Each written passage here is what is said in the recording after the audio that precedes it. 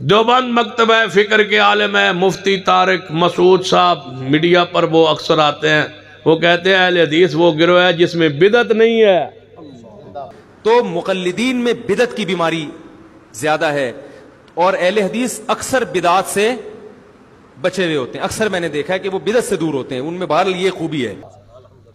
مفتی صاحب مہربانی، شکریہ، اللہ تعالیٰ تو انہوں اور دو چار سچیے سچیاں گلاں کرن توفیق دے وے، تو میں دعوت دیتا ہوں کہ آپ اہل حدیث ہو جائیں۔ دعوت تو دینی چاہیے تھی نا، دعوت دیتا ہوں آپ مسلک اہل حدیث کو اپنا لیں، یہی حق ہے، یہی سچ ہے، یہی دین ہے جی۔ اللہ تعالیٰ تو انہوں تقلید تو جان توڑی چھڑا کے کوئی سچی سچی گلاں کرن توفیق دیتی ہے نا، تو اے آگے بھی آ جاؤ انشاءاللہ، تو آڈی عزت کریں گے، احترام کریں گے انشاءاللہ، روٹی پوری دیا شریف لے آؤ۔ یہی مسلک حق ہے، یہی دین ہے، یہی شریعت ہے۔ جب کہتے ہو کہ اہل حدیث میں بدعت نہیں ہے تو پھر نال ہی آندھو ساڑھے وچ ہیں تو تواڈے وچ ہیں، تو پھر اتنے چاول کھاندے کیوں پے ہو؟ آندھے نے ساڑھے جان بدعات ہیں، اہل حدیث میں بدعت کوئی نہیں تھی، جتھے بدعت ہے اتھے تسی کیوں بیٹھے ہو؟ دیکھ دے وچوں دو چار چاول چاہ خرید پتہ لگتا ہے گلے ہو نہیں یا کوئی نہیں گلے ہے، انہیں تو پتہ لگ جاندہ ہے۔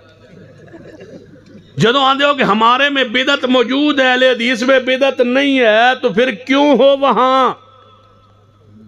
پھر میں دعوت دیتا ہوں مسلک اہل حدیث قبول کیجئے، طارق مسعود صاحب مسلک اہل حدیث قبول کر لیجئے۔ اللہ کی قسم نہ شرک ہے یہاں نہ بدعت ہے یہاں۔ تشریف لائیے۔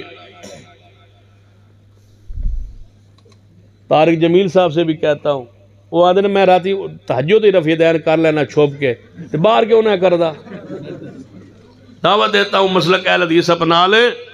اللہ کے فضل سے چار ہمارے علماء کرام مولا طارق جمیل صاحب کے گھر تلمبہ خانوال میں تشریف لے گئے، اور جا کے گھر میں بیٹھ کے انہوں نے کہا کیوں آئے ہو؟ ہم نے کہا مسلک اہل حدیث کی دعوت دینے آئے ہیں، آپ مسلک اہل حدیث قبول کر لیں۔ اپنے میں جو تمہارے مسلک میں غلطیاں ہیں وہ ہم بیان کرتے ہیں، ہمارے مسلک میں کوئی غلطی ہے تو بیان کرو۔ گھر میں بیٹھ کے توڑ جا کے پہنچ کے تو فرمان لگے تو آڈے مسئلہ کی تو غلطی کوئی نہیں، تو ساڑھے جو بھی کوئی نہیں، ایسا کہ پھر رلدے ملتے نہیں دونوں۔ کہنے لگا ہم نے کہا ٹھیک ہے ہمارے میں نہیں ہے، کہتا ہے تو آڈے جو کوئی نہیں۔ میں کہا سان پھر اجازت دیو، اسی دس دیں تو آڈے جو ہے۔